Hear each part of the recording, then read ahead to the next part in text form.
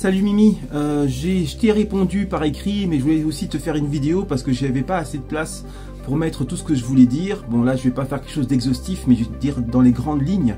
Il est important que tu fasses attention à la façon dont tu penses. Si tu es pessimiste, si tu es fataliste, ça va avoir un impact direct sur ta santé et sur ta longévité. Il est important que tu restes positive et que tu vois le verre à moitié plein plutôt que de le voir à moitié vide. Ta vision va dessiner ton avenir, ta vision va dessiner ta santé. Il faut comprendre que moi, bon, je coach depuis plus de 10 ans et j'ai pu voir en fait, je vois tous les jours quand je coach par exemple en perte de poids, je vois comment le fait de s'entretenir améliore significativement la santé. J'ai eu des personnes qui avaient des problèmes de thyroïde et qui n'en avaient plus à l'issue de leur coaching, des personnes qui ne pouvaient pas enfanter, qui ont enfanté à l'issue de leur coaching.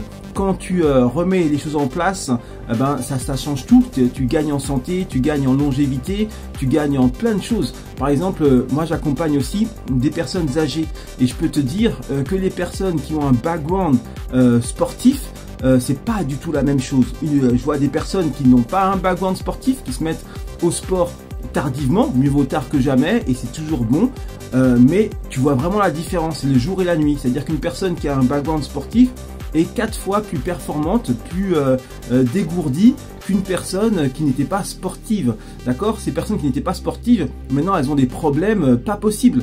Elles ont des problèmes de hanches, des problèmes de dos, des problèmes de plein de choses, d'accord? Et les personnes qui ont un background sportif, même si tu vois sur un visage qu'elles sont âgées, quand tu les vois se mouvoir, elles n'ont pas du tout, donnent pas l'impression d'être âgées parce que le corps se souvient, le corps en fait se bonifie avec l'entraînement et le corps en fait, même en étant âgé, reste performant si tu l'entretiens correctement.